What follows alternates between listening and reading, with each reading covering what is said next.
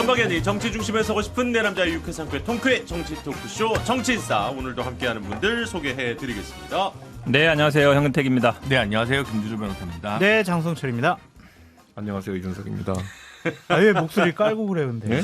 진행을 맡고 있는 아나운서 대표 허일입니다. 출신인데 예우를 좀 해드려요. 근데 이렇게 또 어제 오늘 이준석 네. 대표 전 대표와 함께 하고 있는데 이렇다 보니까 네. 또 우리 약간 옛날 생각도 좀 나고. 예. 그러니까 이거 다 밭을 일군 다음에 제가 예. 다른 사람 좋은 일 해주고 떠나가지고 좋습니다. 뭐 천하루 변호사의 지금 후보죠. 예, 빈자리를 어제와 오늘 또 이준석 전 대표와 함께 하겠습니다.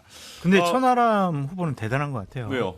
천하람 후보 대타가 네. 전직 당대표 이준석이니까. 뭐 어마어마하게 그것도 대단한 대단합니다만은 우리 정치인싸가 얼마나 대단한가 요 생각을 살짝 아니 하면서. 이게 사실은 김재섭 위원장이 올라오고 있는데 네. 골목 상권에 좀 엄청난 이준석 대표가 와가지고 침범한 거여서 아니 지금은 약탈이에요. 지금은 최강 전력을 투입해야 돼 모든 선거에 보면 우리는 지금 원래 저 자리 있었어. 물론 그렇죠. 네. 아직까지 저기 있는 이 근태경이 안타까울 뿐이야. 어디 갔다 오지도 못하고 진짜. 하루 빨리 벗어나기. 이거 뭐 잘 돼서 보내드려야 되는 건지 저희가 계속 잡고 있어야 되는 건지 참 어렵습니다만. 아니 근데 맨날 좀 정치적으로 논란 있는 재판만 하고 있고 이렇게 하니까 제가 그 얘기 오늘 또 할 겁니다. 그러니까 답답해요 제가 보면. 약간 보수로 치면 석동현 변호사님이 옛날에 그러셨는데 아 그렇죠. 이게 항상 보면 변호사는 현근택이고 저 민주당 인사들 복잡한 사건에. 고생이 많으십니다. 괜찮아요? 오늘 마중물 토크 짧게 요거 좀 여쭤보고 싶었어요. 예. 이준석 전 대표 오랜만에 이제 이번 주 함께 하시니까 이게 요즘 KTX 역 그리고 이제 기차역 관련해 가지고 네. 이슈가 하나 있었습니다. 네. 이게 윤석열 의원은 뭐 노무현 생가역도 만들고 박정희 생가역도 만들자 뭐 이렇게 얘기를 하던데 경북 구미시가 추진했던 거죠. 이 대구권 광역철도 사업으로 신설되는 사곡역 여기를 박정희 생가역으로 개명을 하겠다 하니까 반대 의견을 내셨더라고요. 그러니까 첫째로는 뭐냐면은 박정희 대통령을 진짜 대구 경북에서 이용해 먹는 사람들은 많은데 정말 심각하게 생각하진 않는 것 같아요. 예를 들어 박정희 대통령의 위상을 좋게 보는 분들은 아니면 높게 보는 분들 같은 경우에는 그게 전철역이거든요. 네. 그러니까 광역철도라는 게 사실 우리 1호선 다니는 거 수도권에서 그 정도 느낌이고 대구권 광역철도 되면요 한 20분에 한 대서는 그냥 헐빈한 역이에요. 근데 거기에다 박정희 이름을 붙여가지고 한다는 게 사실 격에 맞지 않는 게 첫 번째고요. 두 번째는 뭐냐면은 자 거기가 이제 원래 이미 사곡역인데 예. 그럼 동네 주민들은 과연 좋아할까?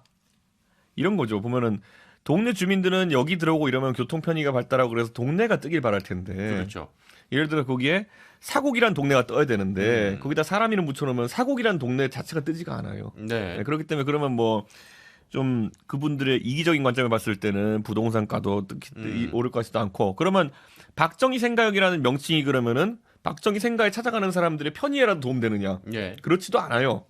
박정희 생각 가시는 분들은요, 뭐 어디 충북 옥천에서 버스 한 대 빌려가지고 같이 가시는 분들, 아니면 여의도에서 국민의힘 의원들이 시즌 돼가지고 그냥 가는 분들, 이런 분들은 그냥 자기 차 타고 가지. 네. 누가 구미역에 내려가지고 대구권 광역철도로 환승해가지고 거기까지 가가지고 버스 갈아타고 박정희 생각 갑니까? 그러니까 편의면에서 명분면에서 실리면에서 전부 다 애매한 선택인데 그리고 이걸 만약에 이제 받아들이는 순간 뭐가 있냐면은 진영이 사실 노무현 대통령의 생가이면서 마지막 돌아가신 곳이잖아요. 네, 그럼 네. 진영역 같은 곳을 그럼 노무현역으로 하자고 할 것이냐? 윤상현 의원 주장은 그거잖아요. 그러니까 그건 윤석열 거기서 의원의 만들면, 의견인데 한번 논의해봤으면 좋겠어요. 그렇게 했을 때 그러면은 뭐 그 어떤 사람은 광주에 김대중 컨벤션 센터도 있는데 왜 그러냐 그러지만은 그거야 상징적인 건물에 붙일 수 있죠. 뭐 그리고 그런데 이것도 있어요. 그러니까 박정희 공항을 하자는 분들이 있으면요. 네네. 제가 항상 거기에 대해서 저는 그건 안 된다라고 제가 얘기하는 게 뭐냐면은 대구 경북 신공항이 그러면은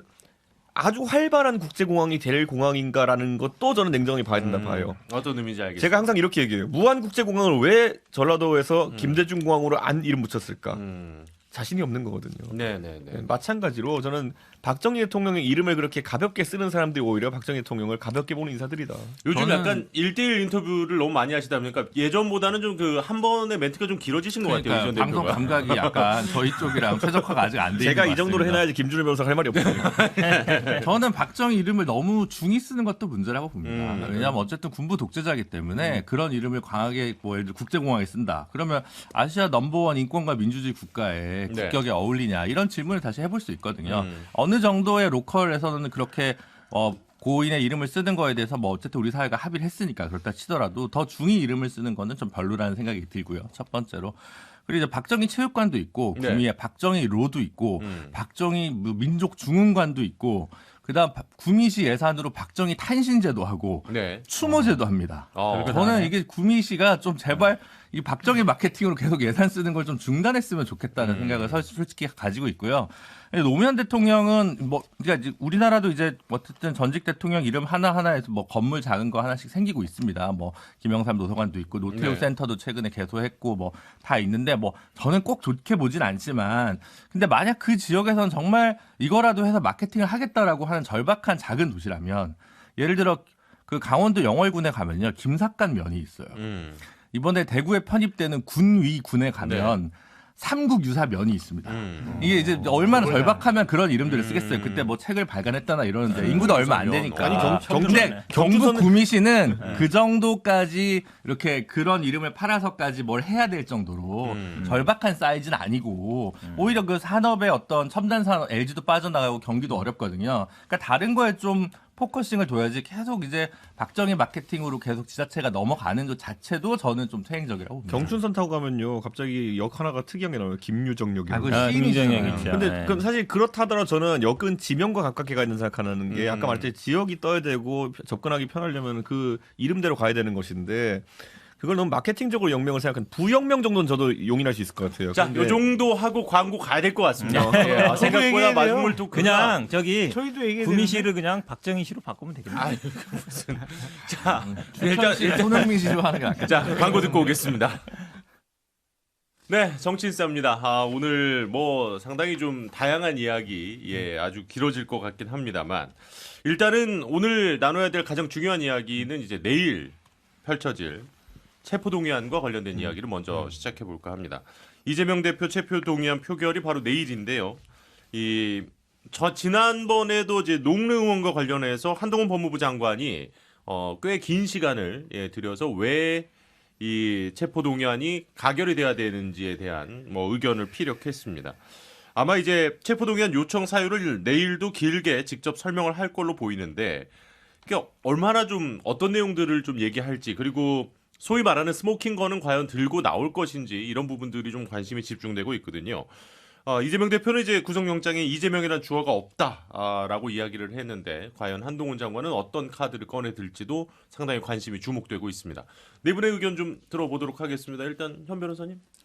저는 뭐 새로운 건 없을 것이다. 왜냐하면 지금 아시다시피 대장동 성남 FC 관련이잖아요. 네. 이거 사실은 1년 반 동안 매일 떠들어가지고요. 또 새로운 내용 나올 게 없어요. 뭐 물증이 있었으면 벌써 언론에 나왔겠죠.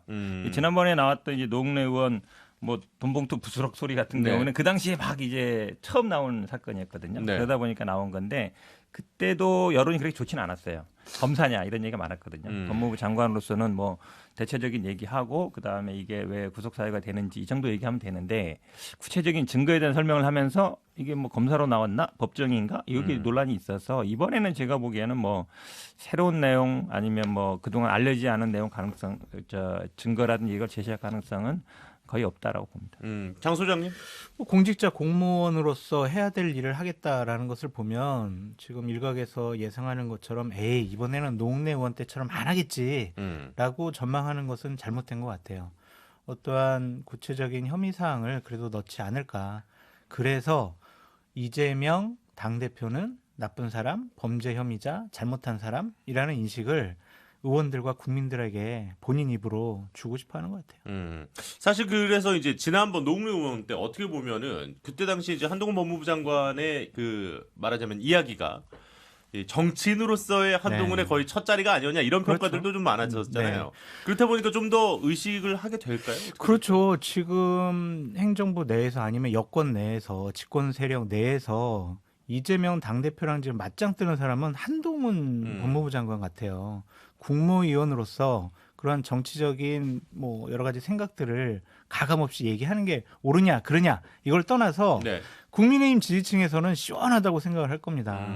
그래서 일단은 국민의힘 지지층, 여권, 국민의힘, 대통령 그 입장에서 많은 얘기를 하게 될 것 같아요. 김준우 변호사님 어떻게 보세요? 저는 그 최근에 돌아다녀 보면 한동훈 장관에 대해서 기대를 되게 많이 했던 분들도 말이 좀 거칠다. 법무부 장관답진 않다라는 얘기들을 많이 하시면서 네. 저런 약간 적대적 언어관과 세계관을 가지면 정치를 하겠느냐. 왜냐하면 이제 한 번은 그렇게 될 수 있죠. 윤석열 대통령처럼. 근데 이제 그 다음번에는 뭔가 좀 검사 출신 정치인이라도 좀 진화돼야 된단 말이에요. 그래서 저는 조금 더 정제되거나 아니면 그냥 되게 건조하게 했으면 좋겠어요. 굳이 이 사안과 관련해서 이렇게 하는 게 만약에 아마 한동훈 장관을 아끼는 사람들도 좀 말이 너무 하지 않아도 될 말까지 하는 것 같아. 이런 얘기들을 해요. 실제로. 그래서 저는 이 부분 관련해서는 내일 오히려 본인이 정말 정치 생각이 있다면 네. 저는 그런 당부를 드리는데 표현의 자유는 저작거리에 있는 저희가 누리는 거고 법무부 장관은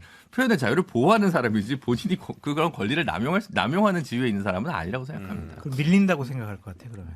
이렇게 보시면 될 것 같아요. 네. 정치적 자산이 없는 상태에서 정치를 해야 되는 상황에 직면하는 것보다는 정치적 자산을 만들고 나서 하는 게 낫다는 판단을 할 가능성이 있어요. 네. 제가 뭐 며칠 전에 김태현 변호사가 하는 라디오 가지고 얘기했더니만은 막 언론에 난리가 났었는데 한동훈 장관이 정치를 한다고 했을 때 제가 봤을 땐 지금의 그냥 인지도나 이런 걸 바탕으로 해가지고 아니 예. 이미 바탕으로 해가지고 강남이나 비례 출마하면 안 되는 거예요라고 제가 단언적으로 얘기했어요. 굴곡이 없거든요, 그거는. 그 모델이 그러니까 예를 들어 윤석열 대통령도 그런 경력이 없었지만은 어쨌든 검찰로 있을 때 대통령 맞선 이력이 있잖아요. 네. 그런데 한동훈 검사라는 사람은 그 전에 윤석열 대통령과 같이 일할 때 뭐 같이 했지만은 그 팀의 수장으로서 한 건 아니거든요. 그러다 보니까 뭔가 본인이 주체적인 뭐 상황에서 뭔가 일을 한 이력이 있어야 돼요. 네네네. 자, 다시 되돌아가 보면 예전에 뭐 황교안 대표가 뜰 때는 어떻게 됐냐고 하면 황교안이라는 법무부 장관이 처음에 됐을 때 사람들이 왜 됐지라는 생각을 많이 했었어요. 왜냐하면 흔히 얘기하는 뭐 서울대 라인도 아니었고 그런 상황에서 다만 공안 쪽에는 굉장히 입시전적인 인물이었고 그러다 보니까 이분이 들어와가지고 당시 보수 세력 입장에서는 뭐 이런 게 있나 처음 겪어본 일이지만은 통진당 해산을 시킵니다. 네. 그게 그 안에서 황교안 대표의 정치적 이력이 된 거예요. 정치로 넘어가기 위한 이력이 된 거거든요.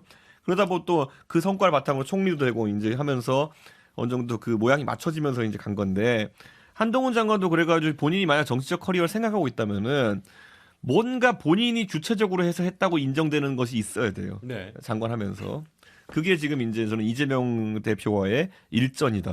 저는 이렇게 보는 거고 그 한동훈 장관이 하고 있는 것 중에 또 알려지는 건 이게 있잖아요. 보면은 뭐 대정부 질문 가가지고 민주당의 의원들이 뭐 이상한 얘기하면 받아치고 이러면서 하는 거 있잖아요. 네. 이건 생각보다는 큰 자산이 안 될 가능성이 있습니다. 왜냐하면 이거 잘했던 분이 이낙연 대표거든요. 근데 그거야말로 아까 이제 걱정하신 것처럼 언어가 세게 나갈 수밖에 없습니다. 하다 보면은 네. 가다 보면은 우리 지지층한테 약간 쾌감인 것 같지만은 상대 지지층한테는 불편함을 주고 대신 이게 말싸움이다 보니까 남는 게 없어요. 나중에 가면 이낙연 대표가 뭔가 티키타카 했던 건 기억나지만은 무슨 말 했는지 기억 안 나거든요. 그러니까 업적이 필요해요. 한마디로 표현되는 황교안의 통진당 해체 같은 게 필요하다. 그래서 그 한동훈의 이재명 구속 네. 이런 게 필요한 상황입니다. 그러니까 정치는 스토리가 있어야 되는데 네네. 나는 이재명 잡은 사람이야 이런 상징적인 이미지를 국민의힘 지지층에 준다면 정치적인 기반이 될 수가 있죠. 근데 이제 어쨌든 뭐 앞으로도 뭐 구속영장 청구를 계속 할 수도 있다 뭐 이런 얘기들도 있습니다만은 내일 표결의 결과가 어떨 것이냐 예상을 해보면 아직까지는 부결 쪽의 의견이 좀 더 많지 않나 이렇게 좀 예상이 되는데 일단은 뭐 계속 형택 변호사님은 다른 방송 가셔가지고 170표 뭐 이렇게 얘기하시더라고요. 아니 우리 장서철 소장님이 국민의힘에서 이탈표가 나온다 그러니까. 국민의힘의 전략적 투표. 왜 그러냐면 뭐 그렇게 말씀하시던데. 근데 현 오히려 변호사님 저기 민주당 방탄- 의석이 169개 그리고 용해인 민주당 의원 성향의 무소속 그러니까 7개 하면은 170 나오죠. 175개 나와야 되는 아니, 거예요. 175가 7개 오히려. 다는 아닐 거예요. 아니, 왜냐면 그러니까 거기는 김진표 의장 김진표 빼놓고 빼고. 네. 그래서 175. 양함자 의원도 국민의힘은 전원 그 무효표 던지는 게 맞죠. 무효표. 무효표. 그래야지 민주당의 성적표가 그대로 나오는 거지. 그러니까 이게 가결 부결이 해버리면 섞인다. 그러니까 이 지금 원내 지도부가 무슨 생각하고 있는지 모르겠지만은 완벽하게 우리는 들어갈 때부터 안자는 이때 전부 다 그냥 무효표다라고 선언하고 가는 게 베스트일 것이다. 어차피 가부 표기할 거 아니에요, 손으로. 거기다 그냥 메롱 이런 거 쓰고 나오든지 해가지고 확실하게 국민의 표는 몇 표였고 그 민주당 표 몇 표였다가 갈라져야지 전략적으로 유리합니다. 아니 투표를 안 하고 자리 그냥 앉아 있든가 그냥. 투표를 뭐 안 하고 앉아 있을 수 있죠. 어쨌든 그렇죠.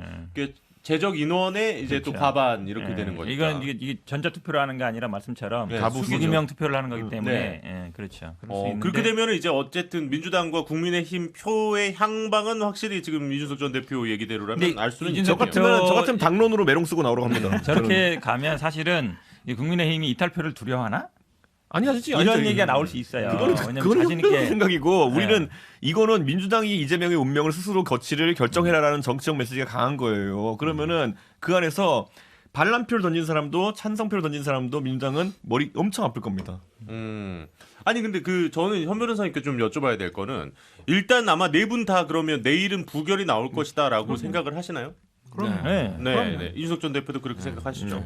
그렇다면 지금 이제 소위 말하는 이제 민주당 내에서도 이제 이재명 대표에 대해서 조금 반대되는 의견을 가지신 분들, 소위 말하는 이제 비명계라고 불리는 분들이 제법 있습니다. 뭐 서른 의원이 가장 대표적이고요. 이런 분들조차도 부결 입장을 밝혔다는 거는 그거는 어떻게 좀 해석을 해야 될까요? 아니 뭐 이제 모든 사람들의 관심이 다 이제 내년 총선 공천에 다 가 있잖아요. 그렇죠. 예, 그리고 당 대표 이재명 대표가 계속 이제 어쨌든 뭐 공천을 할 가능성이 높고 그러면 사실은 현역 의원들은 당 대표 공천 생각 안 할 수가 없어요. 그리고 지금 뭐 물론 서른 의원 같은 경우는 있잖아요. 약간 그 전에 이재명 대표 엄청 비판해 왔고 또 네. 다선 의원이거든요. 그렇죠. 그러니까 사실은 이제 친명이냐 비명이냐보다 항상 보면은 공천 때 보면 다선 의원 위주로 약간 뭐 컷오프라든지 정리가 되는 경우가 많습니다. 그러면 아무래도 본인의 정치적인 생명을 네. 걱정 안 할 수 없죠. 저는 그런 면이라 봅니다. 아니 근데 이제 제가 한 가지만 더 여쭤보고 나머지 세 네. 분께도 의견을 드리겠습니다. 왜 자꾸 뭐 저한테 질문을? 아이고 곤란해하는 것 같아요. 저희 몰래 탈당하셨나요? 일단 안 했어요. 그러니까 조응천 의원도 뭐 네. 체포동의안 부결시키는 대신에 사퇴를 요구하자는 그룹이 네. 있다 뭐 이런 얘기도 하고 또 이 민주당의 정성호 의원은 공천권을 내려놓는 게 신의 한 수다 뭐 이런 얘기까지 하다 보니까 어쨌든 그러니까 하나로 의견이 모이는 것 같지만 내부에서는 계속 좀 여러 가지로 부글거리고 있는 게 아닌가 뭐 이렇게도 보여가지고 말이죠. 말을 막 빙빙 돌려서 얘기하는데 사실은 국민의힘도 지금 전당대회에서 다 공천 얘기하잖아요. 그렇죠. 이것도 다 마찬가지예요. 공천권 사실은 공천권 내려놓으라는 얘기는 내가 공천을 받아야 되는데 어쨌든 이 사람이 있으면 좀 공천에 불리할 것 같다 이런 생각을 하는 거죠. 한마디로 얘기하면 왜냐하면 그 영향이라는 게 물론 당 대표가 다 하는 건 아니지만 네네네. 그래도 어느 정도 영향을 미치잖아요. 그러니까 뭐 본인들이 이제 정치적인 생각이 있겠죠. 그러니까 일로 당원들이라든지 아니면 지지자들이든지 아니면 이런 분들이 이 사람은 안 된다라든지 아니면 뭐 좀 또 컷오프 시키라든지 이런 네네네. 요구들이 있을 수 있거든요. 그런 거에 대한 본인의 얘기인 것 같은데 뭐 글쎄요. 제가 보기에 뭐 지금 당장 얘기는 아닌 것 같고 예. 물론 이제 결국은 이 사건이 다음에 이제 쌍방울로 넘어갈 텐데 그 수사가 어떻게 되느냐 이런 부분들도 좀 영향이 있는 것 같아요. 저는 이재명 대표가 지금 굉장히 착각하고 있는 것 중에 하나가 뭐라고 보냐면은 저는 어떻게든 총선 전에는 아마 이재명 대표는 전면에 사라질 가능성도 없고 예. 저는 그런 민주당에서 대안적 성격으로 그럼 누구를 이제 사실 정치적 그 헤드로 세울 거냐면은 네. 결국 좀 문재인 대통령을 봅니다. 음. 퇴임한 대통령 중에서 그다지 뭐 수사도 제대로 받은 거 없이 예. 그러니까 아주 순탄하게 지금 퇴임해서 지내시는 분이잖아요. 그렇기 때문에 정치적 영향이 상당할 겁니다 지금. 그렇기 때문에 이재명 대표를 밀어내는 힘은 중진 의원들이 제가 봤을 때 아까 조홍천이 하셨던 말씀이나 아니면 예. 정성을 하셨던 말씀이 말이 안 되는 거고 공천권 내려놓을 거면 왜 대표가 앉아 있습니까? 그냥 물러나야지. 그러니까 그런 거는 아까 말한 것처럼 돌려서 말하는 거고 결국에는 문재인 대통령이라는 거목이 어떻게 민주당에서 이재명 대표에 대한 처우에 대해서 판단하느냐가 조직적인 문제를 가져올 수 있습니다. 저는. 그래서 아마 이재명 대표의 퇴진을 요구할 때 지금 그 메시지 강하지 않은 것은 예. 그 입장이 정리되지 않았을 뿐이고 그리고 거기에 더해가지고 그러면 문재인 대통령 측에서 미는 비대위원장 후보가 누구로 낙점되느냐가 정해지면은 저는 일사불란하게 움직일 가능성도 있다 이렇게 보거든요. 지금 만약 민주당 지지층이 개딸이니 뭐니 해도 뭐 이렇게 강하게 하는 분 있다 하더라도요. 그걸 잠재울 수 있는 권위는 문재인 대통령밖에 없어요. 제가 문재인 대통령을 정치에 끌어들이려는 것이 아니라 민주당의 혼란을 정리할 수 있는 인물이 지금 거기에는 그분밖에 없습니다. 이건 뭐 약간 기사화가 되겠는데요. 지금 이 이야기는. 저는 근데 별로 그럴 가능성이 없다고 봐요. 왜 그러냐면 제일 문재인 두렵지? 대통령 아시지만 본인이 막 이렇게 정치를 원래 하고 싶어서 막 온 분도 아니에요. 아, 예. 어찌 보면 약간 예. 이제 소환돼서 온 분이거든요. 그리고 지금도 보면 본인이 예를 들어 정치적인 뭘 한다 그러면 정치적인 메시지를 내거나 뭐 이럴 텐데 그렇진 않잖아요. 그냥 이제 뭐 감자 신고 이러고 있는데 사실은 이분이 막 정치적인 그동안의 행보도 보면 예. 막그 전당대회 나올 때도 그렇고 대통령 나올 때도 그렇고 뭔가 정치를 본인의 의지보다는 이제 주변 사람들이 해야 된다는 추대하는 약간 그렇죠. 그런 그런 모습이었네. 형식이기 때문에 이제 물러났는데 본인이 막 이제 와서 또 다시 정치에 개입한다? 그걸 오히려 저는 안 하려고 할 것 같아요. 누가 예를 들어서 끌어들이려고 해도 네네. 나는 끼지 말아라, 하지 말아라 이런 가능성이 더 높다고 봐요. 형님 이게 저는 일단 두 분 얘기도 좀 들을게요. 네, 저는 이준석 대표의 말이 어느 정도 좀 신뢰가 가는 부분이 있어요. 네. 그러니까 전면에 나서겠다라는 것이 아니라 물밑에서 배후에서 조정하는 그런 역할을 할 수밖에 없다라는 생각이 들고 결국에는 2016년 문재인 당시 대표가 했던 그대로 민주당이 되지 않을까 싶어요. 그러니까 총선에 대한 전망이 좋지가 않아. 그러면은 공천은 일단 내가 거의 다 해놔. 그런 다음에 나는 당대표직 그만두고 비대위원장 내세워가지고 네. 당이 얼굴이 바뀌었다. 그런 이미지를 줄 것 같아요. 그것이 시점이 언제냐? 그러면 추석 이후가 되겠죠. 추석 이후. 그래서 뭐 12월 내년 1월 이때쯤에서 민주당 지도 체제는 바뀔 가능성이 높다. 하지만 공천은 이재명 당대표가 절대로 내려놓지 않을 테니 현 변호사님 걱정하지 마세요. 아니 그 문제가 아니라 내 걱정이 아니라 잠깐만요. 그러면 아까 얘기한 거랑 좀 모순되잖아요. 문재인 대통령이 정치 뭐 뒤에서 뭐 조정한다든지 아니면 정리한다는 거랑 말이 안 되잖아요. 그러니까 그게 이재명 당대표랑 막 배척을 하거나 대립해서 하는 것이 아니라 이재명 당대표도 설득을 하는 거죠. 이 대표 이래서는 우리가 민주당 총선 크게 진다. 그러니까 우리 다른 방법을 강구해보자. 김준호 변호사님 사실- 얘기 좀 듣고 제가 사실 예. 문재인 대통령 이름 여기서 나온다는 얘기는 사실 이제 이재명 대표 외에 다음 대선 주자가 마땅히 없다는 민주당의 현재 스테이트를 나타내는 거죠. 네. 그러니까 이제 김경수 지사 사면 안 해준 이유가 다 그거 아니겠습니까? 만약 김경수 지사가 그때 사면이 됐으면 지금 그쪽으로 더 구심력이 생겼겠죠. 근데 네. 그게 안 되니까 이제 문재인 대통령까지 얘기를 하는 좀 거고. 착각 같은데. 그래서 아니야 저는 그래서 문재인 대통령이 나서고 안 나서고가 핵심이 쟁점이 아니고 그냥 그 민주당의 다음 대선 주자를 어떻게 혹은 그 저거 플랜 B가 있어야 될 거 아니에요. 네네. 당 차원에서 보면 이재명이라는 개인이 아니라 보면 이제 그 부분 고민해야 된다는 거고 다음으로는 검찰에 지금 끌려다니고 있는 거거든요. 이재명 대표 입장에서 보면 네. 리듬이나 호흡을 바꿔야 돼요. 그럼 어떻게 바꿀 거냐라는 얘기가 나오는 거거든요. 이게 마지못해 그러니까 이번에 한 번은 어쨌든 당 대표니까 체포동의안 부결시킬 수 있어요. 근데 예를 들어 옛날에 한나라당이 했듯이 이신행 의원, 서상목 의원 4번, 5번 그 저기 임시회 계속 열어가지고 진짜 방탄국회 하던 20세기로 98년, 별걸 다 99년으로 돌아갈 거냐는 거죠. 그러니까 이제 그런 못할 거라는 거예요. 이번 한 번 해주는데 아니면 네. 2번까지 할 수 있을지 모르는데 그게 계속 그냥 당 대표도 가지고 있고 문제다 그러고 체포동의안 하고 이렇게 끌려다닐 수는 없으니까 이재명 대표 입장에서 뭔가 어떻게 흐름을 바꿀 거냐. 내가 이번에 체포동의안 부결시켜주면 제가 당 대표를 내려놓겠습니다든 아니면 뭐 어떤 수를 내든 자기 나름의 호흡을 가져가야 되는데 그 수가 안 보이고 계속 이게 쫓기는 듯한 인생하니까 말은 거칠어지고 그게 좀 문제라는 거죠. 자 그러면은 잠시 우리 광고 다녀와서 요 얘기가 좀 길어지긴 하는데 이 얘기는 좀 더 가보도록 하겠습니다. 잠시만요.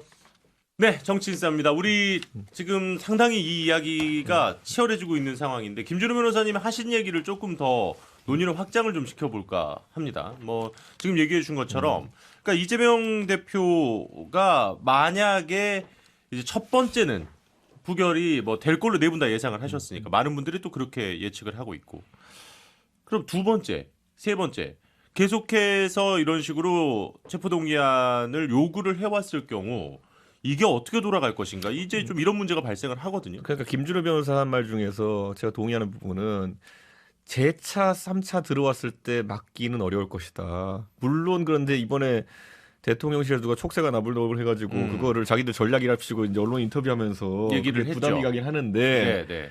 그런데 이제 이건 봐야 돼요. 그러니까 그러면 아까 제가 문재인 대통령 역할을 언급했던 게 뭐냐면 제가 아까 말했잖아요. 그분이 정치를 끌어들이려는 게 아니라 민주당에 그걸 정리할 수 있는 권위를 가진 사람이 없어요. 그러니까 권위가 없기 때문에 아까 말했듯이 문재인 대통령이 대표하러 나오진 않겠죠. 비대위원장이나. 근데 어떤 식으로 될 거냐면은 분당을 막을 수 있을 정도의 권위를 가진 분이 그분밖에 없어요. 그러니까 예를 들어서 지금 왜냐하면 친명계와 비명계의 갈등이라고 하는 거는 제가 봤을 때는 서로 죽이고 죽이는 관계가 됐거든요.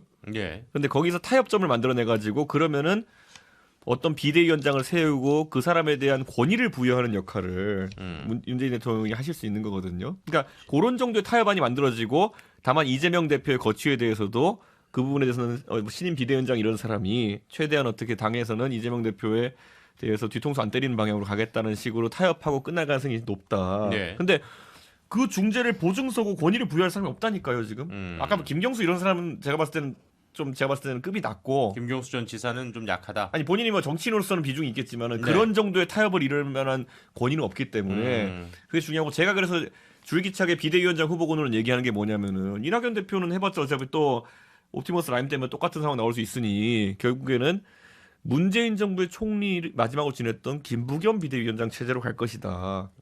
김부겸 전 의원을 예상을 하셨고 테마주 사셔도 됩니다.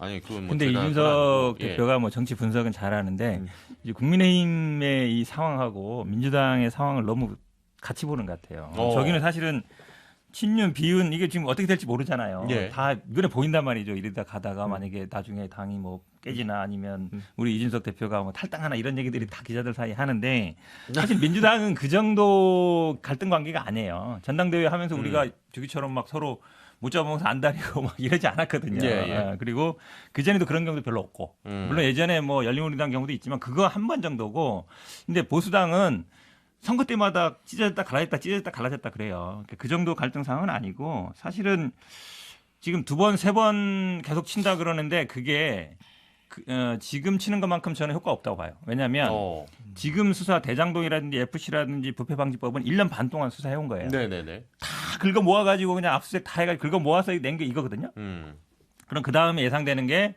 쌍방울. 예. 뭐 근데 쌍방울이 아무리 제가 생각해봐도 이거를 뇌물로 한다. 북한에 뇌물 갖다 줬다는 건데 그건 좀 이상하고. 저는 방송에서도 북한을 압수수색하면 되겠다고 얘기하셨잖아요. 그러니까 아니, 요즘 북한 사람 간첩 불러서 조사해야 간첩하는 거 되는데 물론 이제 말처럼 이제 국가보안법으로 엮을지 모르겠어요. 간첩으로 할지 모르겠는데 하다하다 없으면 그거 하겠죠. 근데 안철수보단 가까워 보여. 그런데 그거 보니까 에? 안철수보단 더 위험해 보여. 그거 안철수도 간첩이라고 했던 상황이 지금 보면은. 그 다음에 이제 생각해 볼 수 있는 게 그 438억 약속한 거 그걸 텐데 이것도 사실은 별로 자신감이 없어 보여요. 지난번에 뭐 이렇게 곽상도 무죄도 있고 이러니까 그 다음에 영장을 청구할 게 별거 없어요. 예, 제가 보니까 이것만큼 효력은 없어요. 그러면은 잠깐만 제가 한 가지만 여쭤보고 갈게요. 짚고 갈게요. 같은 건으로는 체포동의안을 또 낼 수는 없는 건가요? 아니 이미 기소해 버렸는데 또 하겠어요. 아니 근데 저는 이거를 약간 현근택 변호사한테 이번엔 변호인으로서 어떻게 보는지 묻고 싶은 게 그 170쪽짜리 읽어보면은 아주 구체적이진 않거든요. 보면은 그거 나온 거 보면은 구속 사유를 이제 보면은 그런데 구속의 가능성을 어떻게 봐요? 만약에 심사를 들어가면은 영장 심사가 가면은 일단 뭐 그거는 상을 봐야 되는데 결국은 범죄 혐의는 그 구속영장 구속하느냐에서 그렇게 중요하지 않아요. 증거 인멸과 도주를 크게 보거든요. 그러니까 저는 여기서 이걸 지적하고 싶었던 게 네. 뭐냐면은 이게 마찬가지로 뭐냐면 제가 박근혜 대통령 탄핵될 때도 이거는 이제 저랑 유승민 의원이 갖고 있던 견해인데 네. 굉장히 소수 의견이었어요. 뭐냐면은 탄핵은 그래 정치적인 거니까 한다 쳐도 대통령을 몇십 년형을 때리는 재판인데 그거를 굳이 구속 재판을 했었어야 되느냐. 예. 나중에 결과에 다 승복하기 위해서는 최대한 방어권을 보장해주고 재판을 가야 되는 거 아니었냐라는 게 소위 말하는 소수 중에 소수인 바른정당계의 사람들 생각이었어요. 그런데 이제 저는 이재명 대표도 이제 이 그 170조 했다는 거 내용을 들여다 보니까 이게 구속 재판을 해야 될 상황인가에 대해서는 약간 아까 증거인멸과 도주 그거 빼고는 그거 말고는 약간 저는 생각이 달랐거든요. 예를 들어 보수 진영의 진짜 이재명 대표를 정치적으로 만약에 진짜 어느 정도 끝내고 싶다 이런 생각이면은 방어할 대로 다 해봐 이렇게 해야 되는 거 아닌가 생각했었거든요. 저는. 근데 지금 예를 들어 도주는 제가 생각 불가능하고 이재명 대표 얼굴 모르는 사람이 없으니까 증거인멸 정도 걸릴 텐데 나올 거라 봐요? 안 나온다고 봐요. 왜냐하면 이 증거인멸도 결국은 정성호 의원이 가서 회유했다는 거잖아요. 네네네. 그것도 검찰이 흘린 거잖아요. 네, 그렇죠. 검찰이 흘려서 그거를 또 기사화 내면 이제 그 기사를 가서 증거로 제출하거든요. 그러니까 자기가 증거를 만든 거잖아요, 그냥. 아니 그래서 이거 마지막 질문이 뭐냐면 뭐 취조하는 것 같을 때 보는데 왜 그러면 아직도 근본적 의문이 왜 안 받았냐는 거예요. 왜냐하면 이번에 만약 받아가지고 그러니까 구속적 부심을 가가지고 예전에 지금 그러니까 영장에서 받아가지고 권성동 의원 같은 식으로 왜 가서 안 했냐? 그랬으면은 윤석열 정부에 굉장한 심대한 타격을 줄 수 있는 기회예요. 제가 봤을 때는. 그러니까 그게 이제 리스크가 너무 크죠, 유인태 총장이 그 얘기 하는 그러니까요. 거잖아요. 네. 그렇게 해서 영장 심사 받고 구속 한 번 되면 어떠냐. 구속 재판 받다가 무죄 나오면 그야말로 그냥 대선을 그냥 이기는 건데 말하자면 그 서사가 만들어지는 건데 그래서 도박이. 그래서 이제 근데 이제 본인은 이제 그렇게 거저 먹으려면 안 된다 이런 표현을 쓰시더라고. 왜냐하면 유인태 수석은 뭐 저기 옛날 사형 선고 될 때도 조셨다고 하니까 뭐 이게 담대한 배포를 아니, 가지신 분이어서 이재명 대표도 한번 구속되셨던 분이잖아. 그러니까 그런 면이 있으니까. 그러니까 저는 유인태 총장 말을 그대로 뭐 해야 된다는 게 아니라 네. 본인의 그 문법과 방식으로 이 리듬을 흐트러 놔야 된다는 거죠. 검찰의 문법을. 근데 지금 검찰의 템포에 계속 대응하는 방식이니까 네. 쫓겨 보이는 거예요. 죄가 있든 없든이랑 상관없이 자기 호흡으로 흐름을 바꾸는 그 방법이 지금 이재명 대표한테 필요한 아니 그걸 거다. 자꾸 끌려간다 그러는데 사실은 칼자루를 검찰이 쥐고 있잖아요. 수사를 그렇죠. 어떻게 그렇죠. 할지, 네. 압수수색을 어떻게 할지, 영장 청구할지는 이재명 대표가 결정할 수가 없어요. 검찰이 결정하는 거기 때문에 그 이 수사 과정에서는 사실 수사를 받는 사람이 상황을 바꾸거나 주도하는 건 절대 불가능해요. 불가능하기 때문에 사실 그거는 끌려간다기보다는 어쩔 수 없는 상황이고 그거를 다시 뭐 민생 화두로 던진다 해서 기사가 안 나오잖아요. 지금 다 수사에 대한 내용밖에 안 하고 우리도 마찬가지잖아요. 우리도 네. 어쨌든 지금 뭐 쟁점 법안 붙어 있지만 그 얘기 전혀 안 하거든요. 그러니까 이거는 이재명 대표의 어떤 개인적인 선택의 문제는 아니에요. 근데 본인 마음속에 난 잘못한 것 같아. 그런 생각을 갖고 있지 않나라고 추측해 볼 수밖에 없는 그거는 게 볼 수밖에 없다는 얘기를 저희 방송에서는 하지 않으셨으면 좋겠어요. 이거는 이제 말 그대로 장 소장님 뇌피셜이 개인적인 있긴 의견입니다. 하네. 아니 왜냐면은 허일로 아나운서에게 동의를 구하지 마. 아니 대선 과정 너를 중에서 너무 애틋한 눈으로 그렇게 보시면서 아니 잠깐만 대선 과정 중에서 나 없는 죄 만들어서라도 나 감옥 보낼 거야, 나 구속당할 거야 이런 식의 얘기를 계속 해왔었잖아요. 그렇다면 본인 스스로 그런 걸 느끼지 않을까? 지금 검찰의 조작, 왜곡, 수사 때문에 내가 구속당할 위험에 처해 있어요라고 하잖아요. 조작 왜곡이면 법원에 가서 판단 받아보면 되잖아요. 왜 안 아니, 근데 해요? 어차피 이제 뭐 기소는 할 것이고 재판을 받겠죠. 근데 핵심적인 건 이제 구속되느냐 마느냐잖아요. 그 말씀처럼 그러니까 사실은 구속영장 청구하면 발부율이 한 80% 이상이에요. 그렇죠. 예, 압수수색은 거의 90 몇 프로 이상 되고 그렇게 본다 그러면 그 리스크가 큰 거죠. 그러니까 말씀처럼 뭐 죄가 없으면 왜 가서 재판 받아라. 그거는 이런 정치적인 사건이 아니고 예를 들어서 뭐 공정하게는 어느 정도 될 수 있으면 모르겠지만 구속영장 청구할 때는요 그 변호인이라든지 당사자가 그 내용을 전혀 못 봅니다. 그 영장 심사할 때 검찰이 검사하고 판사만 그 내용을 봐요. 거기에서 사실은 증거를 딱 제시하거든요. 그러면 상대가 어떤 패를 갖고 있는지 전혀 모르는 상태에서 대응할 수밖에 없어요. 그러니까 리스크가 그거는 크죠. 제가 말하는 거 다 근데 어차피 그거는 마찬가지고 내가 그래서 길게 못 버틴다 봤을 때 재차 청구하고 이렇게 했을 때 못 봤을 때 저는 이런 시나리오도 생각해봤어요. 예를 들어 지금 이번에 만약에 그렇게 청구해서 정치적으로는 민주당이 단결돼 있다는 걸 보여주기 위해 가지고 부결을 시킨 다음에 그 다음에 이재명 대표가 나 그런데 솔직히 말하면 이제 정치적으로는 민주당이 나한테 이렇게 좀 감사하고 하지만 내가 가서 이제는 내가 당당하게 승부를 보겠다 하면은 여기서 어떤 효과가 생기냐면 한동훈 장관 입장에서 딜레마가 생기는 게 어쨌든 이번에 연설하겠다 했으니까 뭐 자기 직접 설명하겠다 했으니까 패를 까야 되잖아요. 지금 보면은 지금 네. 왔는데 혼자 나와가지고 내용도 없이 그냥 막 이재명 나쁜 사람이야 이렇게 하고 하면 본인도 이상해지거든요. 뭐 이번에 패를 깔 거란 말이에요. 그러면 패를 깠을 때 상당한 수의 증거를 공개할 것이고 그걸 보고 한번 그 다음에 정치적 수로 걸어볼 수 있는 타이밍이 있다고요. 그런데 제가 봤을 때는 이재명 후보의 최근의 정무적 대응들을 보면은 위축 그 자체예요. 그러니까. 제가 봤을 땐 여러 번 수를 던진 지점이 있었거든요. 제가 옛날에 이재명 대표 처음 냈을 때 이재명 대표 측근으로 알려진 현모 변호사한테 얘기해 준 적이 있어요. 그때 대표가 된 직후에 쌍특검을 던져라.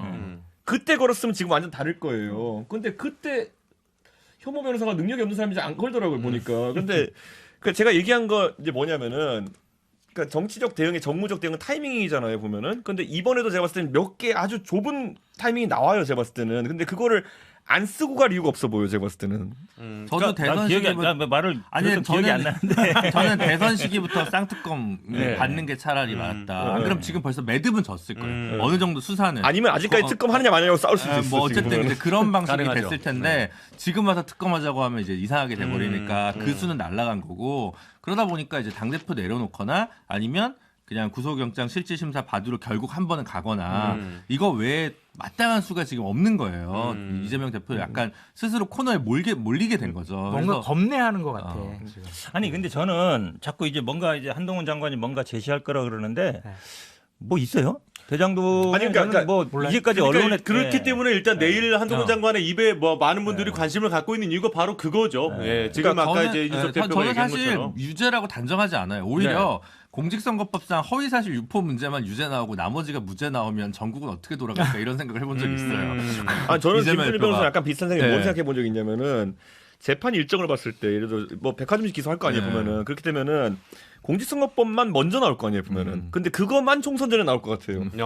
무슨 말이냐면 나머지는 더 끌 것이다. 나머지는 왜냐면 엄청 지금 오래 걸리죠. 대장동이나 아니면 이런 거 그 성남 FC 같은 경우에는 완전히 새로운 판례를 만드는 재판들이에요. 제가 봤을 때는. 그렇기 때문에 이거는 2, 3년 간다 봐요. 1심까지. 그렇게 되면은 자 이렇게 기소해놨을 때 공직선거법 오히려 강행 규정이 있기 때문에 꼭 예. 지켜지는 건 아니지만은 총선 전에 1심 나온다고요. 그렇죠, 그렇죠. 근데 이 1심 판결이 아무리 법리만 본다 해도 1심 판결이 100만 원 이상이면은 민주당은 대법원까지 가면은 450억 환급해야 된다는 부담 속에서 이제 가는 거기 때문에 판사가 그렇게 막 그런 정도까지 판결 내릴 것 같지 않다는 생각이 좀 들거든요. 저도 옛날에 방송에서 그 얘기했어요. 그러면은- 80만 원 낼 거다. 네. 그러니까 이 백화점식 뭐 예를 들면 기소 중에서 총선 전에 그러면은 대중이 받아들일 거는 공직선거법 위반 그거 경미하거나 아니면 무죄로 나오면은 야 이거 뒤에 것도 무리한 거 아니야? 요런 인식. 저는 실제는 저는 이 대장동이랑 성남 FC는 유죄할 수도 있다 보거든요 많이. 그런데 대중은 그런 인식 상태로 총선에 돌입할 수도 있다. 그래서 이게 이제 어떤 의미인지 이게 알겠습니다. 국민의힘에서 걱정하는 시나리오예요. 왜냐하면 저만 사실 걱정해요. 그래요? 왜냐하면 이 공직선거법이라는 게 누구를 안다 모른다잖아요. 네네. 주관적인 거거든요. 네네. 그래서 뭐 수사 기록 엄청 붙였대요.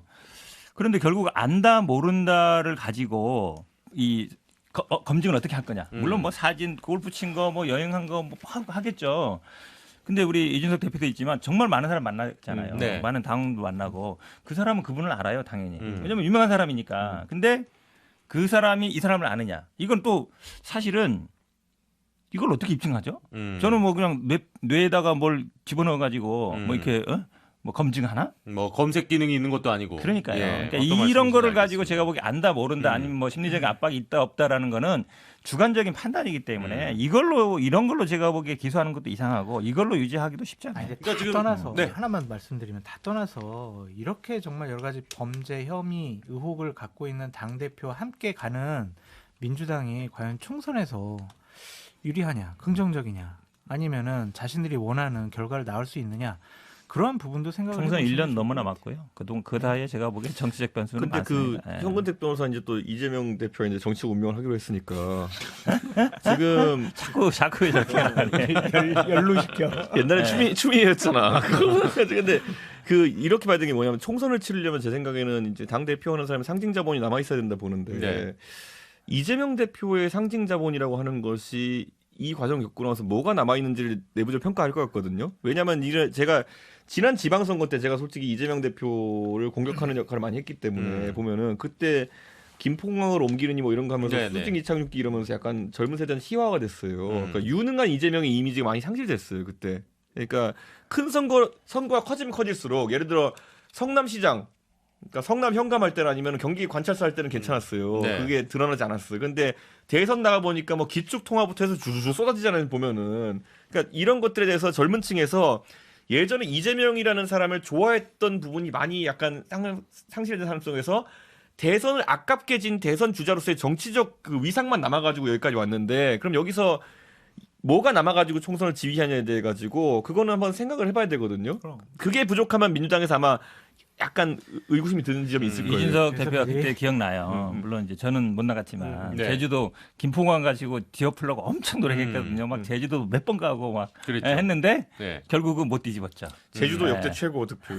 그래봐야 어쨌든 안 됐어요. 자, 좀 진전을 시킬게요. 아까 제가 좀 짚고 넘어가고 싶었던 건 뭐 짚는 건 아니고 간단하게 말씀드리면 이제 공직선거법은 보통 이제 그 좀 빨리 다른 재판에 633 비해서 이죠. 예. 나오는 게 있고 그리고 이제 100만 원이 넘어가면 이제 당선이 무효가 되기 때문에 아까 이제 김준우 변호사님 80만 원 근데 이게 얘기하셨던 그 거. 저기 이미 떨어진 사람이면 당선 무효가 아니라 네. 아, 그렇죠. 돈 뱉는 게 문제예요. 예, 이제 정말. 국가보조금 네, 이건 과 총선 관련된 때 부분. 재보궐 때 한 게 아니어서 네, 네. 예, 그런 쟁점이 있죠. 그렇습니다.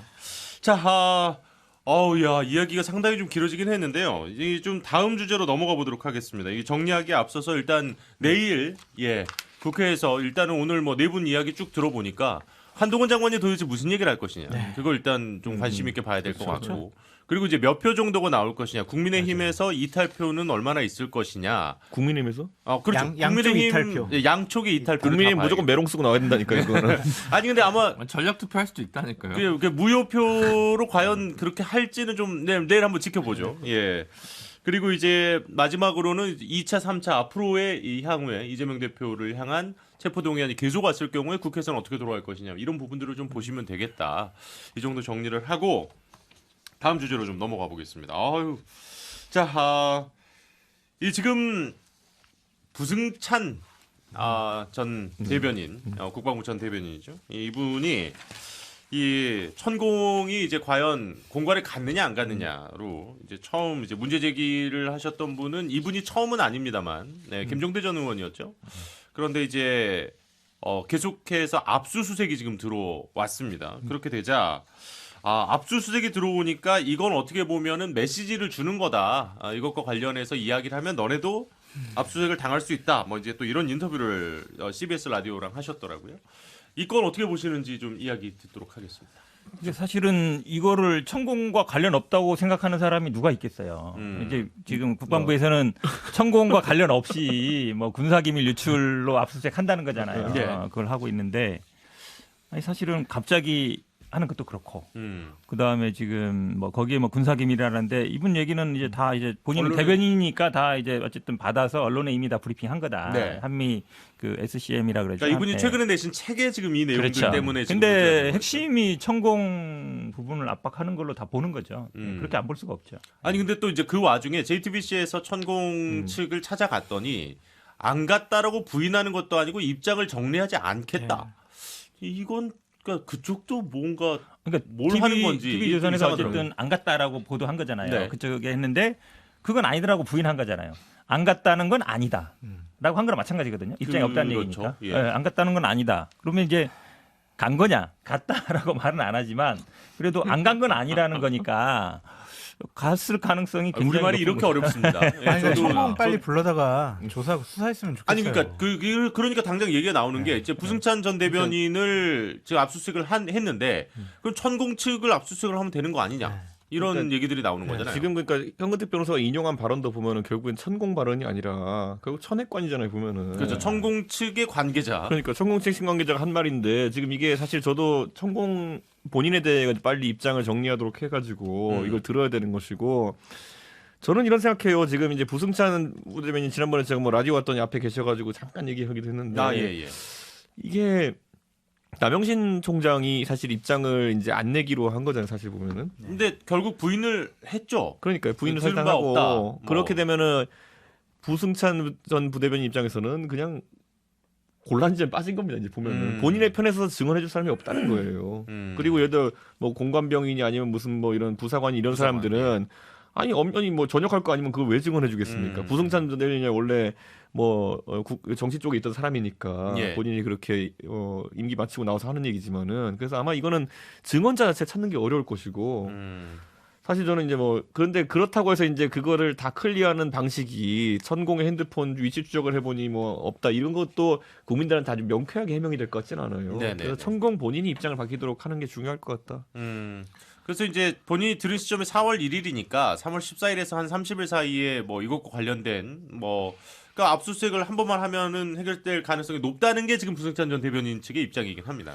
김종대 의원하고 저번 주에 한번 만나가지고 얘기를 좀 해봤는데 아 그래요? 예. 다른 증언자가 있다. 그 증언을 확보했다. 이런 식의 또 얘기를 하더라고요. 그 증언자가 누군지는 방송 끝나고 제가 말씀을 드리겠는데. 근데 이거 그러면 이 얘기가 당분간 뭐 끝나진 않을 거라고 않을 것 보시겠네요. 같아요. 김종대 의원은 되게 자신 있어요. 제발 좀 조사 좀 해라. 나 조사 좀 하고 그 사람들 지금 나오고 있는 사람들 다 조사했으면 좋겠다.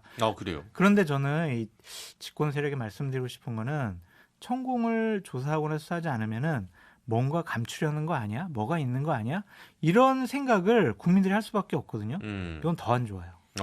그래서 빨리 이거 조사해야 돼요. 뭐죠? 그러니까 방첩사? 네. 옛날 기무사가 네. 이름 바뀌었다는 거 아니에요? 네. 작년 11월에 여기 충성 경쟁이라고 저는 봐요. 존재감을 다시 이제 확인하기 위한. 그래서 이거는 마치 이제 예를 들어 뭐 어떤 격이냐면 갑자기 현근택 변호사님한테 세무조사 나오는 격 같은 거죠. 이거는 말하자면. 그래. 곧 나오는 나오면 정치 탄압인 거죠. 정치 탄압. 네. 그러니까 그런 식으로 이제 이거는 굉장히 부적절한 처신이라고 저는 생각하고 이제 천공 관련 의혹은 참 얘기하기도 참 싫으네요. 근데 설마 그럴 일이 벌어졌겠어요? 저 이거 드래곤 볼 때 천공으로 번역돼 있었거든요. 천진반이 예전에 참 좋아했는데 이게 참 그런데 어쨌든 이거는 계속 이렇게 그 무속적인 정치적인 어떤 그런 부분들과 관련돼서 국가 이게 계속 나오는 게 예전에 그 대통령 후보 시절에 왕자 논란부터 해가지고 계속 네. 좀 있는 거 아니겠습니까? 그러니까 대통령실에서 이런 부분에 대해서 좀 적극 개입해서 끊어낼 건 끊어내야지. 좀 불필요한 것들만 오히려 말을 양산하고 이런 부분들에선 침묵을 지키는 이유를 잘 모르겠습니다. 제가 이제 제가 대표 그만두고 제가 이제 사람들이 논다고 생각하는지 계속 이제 막 이것저것 밥 먹자 하는 사람 많아가지고 네네. 그 중에 보면 이제 한국에 있는 외국 외교관들 있잖아요. 네네네네. 그 중에 이제 뭐 제가 영어를 하니까 이제 그런 거 한국 정세 듣기 위해서 가끔 만나는 사람들이 있는데 하도 뭐 하면 자기들이 이해 안 가는 게 있으면 저한테 샤먼 얘기를 해요. 아 샤먼. 네, 그냥 샤먼 어쩌고저쩌고 막 하는데 네. 막 확 짜증이 올라요. 그런 거 할 때 보면 이게 보니까 외교관들이라 그러면 상당히 정제된 대화로 서로 이제 그렇죠. 서로가 서로에게 정보를 내주지는 않으려고 하면서 빼려고 하는 이런 치밀한 걸 하는 사람들인데 그냥 갔을 때 그냥 제 혼을 빼놓고 해서 갑자기 샤먼이라는 단어를 꺼내는 것 같아요. 이렇게 하면은 근데 저도 그때 한숨이 나올 정도로 야 이걸 얘네가 이렇게 이 단어를 언급할 정도면은 예. 이게 얼마나 이제 외교 전과에서도 이제 희화화되고 있는 것인가. 이미 뭐 그 영국의 한 유력 매체에서도 관련된 기사가 나왔더라고요. 예. 그래서 저는 이거는 빨리 이 천공이라는 사람에 대해 이 사람이 호가호위하는 사람이거나 좀 이렇게 뭐 떠벌리는 사람이라면은 이 차제 아예 이 문제를 좀 그렇게 못하게 만들어봐야 될 것 같고 최근에 보면 가장 제가 놀랐던 논란 중에 하나가 뭐냐면은 천공이 강의하는 원래 유튜브로 하시잖아요 그분이 IPTV 채널로 들어갈 뻔했다는 거 아니에요? 그러니까 그렇죠. 예, 근데 예. 거기에 여러 가지 결격 사유가 있었고 미달 조건인데 불구하고 IPTV에 예를 들어 IPTV의 어떤 그런 종교적 성체 섹션 아니면 정견을 가진 누가 진입한다는 거는 굉장히 특혜예요. 네, 네. 생각해 보면 지금 예를 들어 유튜버들 하는 사람 중에 IPTV 채널 준다 그러면 얼마나 좋아하겠어요. 근데 그분이 어떤 경로를 신청했고 KT라는 나름 그래도 좀 대한민국의 상당히 뭐 아니 세 개밖에 나름이라니. 없으니까 나름이 아니라 영향력 있는 네. 기업이고 뭐 이런 힘을 가진 기업에서 뭘 보고 그러면 그거를 추진하겠다고 했던 것인지 이거는 KT가 알아가지고 정법 시대 뭐 이렇게 천공하는 걸 보고 저 사람이 의뢰 힘이 있겠거니 해서 한 건지 아니면 실제로 누가 시그널을 준 건지 이런 것도 굉장히 큰 문제예요.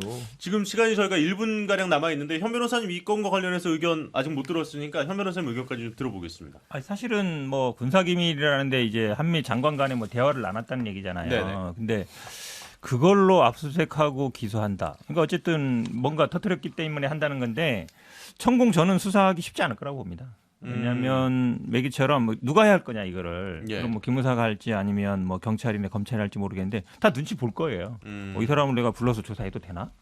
그 생각 안 할 수가 없잖아요. 다 이제 눈치 보는데 그러면 이게 약간 수사로 쉽게 결론 내기 힘들어요. 말씀하신 것처럼 다 나와 있어요. 천공 불러서 조사하고 그다음에 핸드폰 안 쓴다 그러면 그 당시 CCTV 보면 되는데 CCTV도 뭐 안에 건 없지만 밖에 건 있다는 말도 있잖아요. 근데 이 간단한 방식의 수사가 되겠느냐 그런 의문을 갖고 있죠.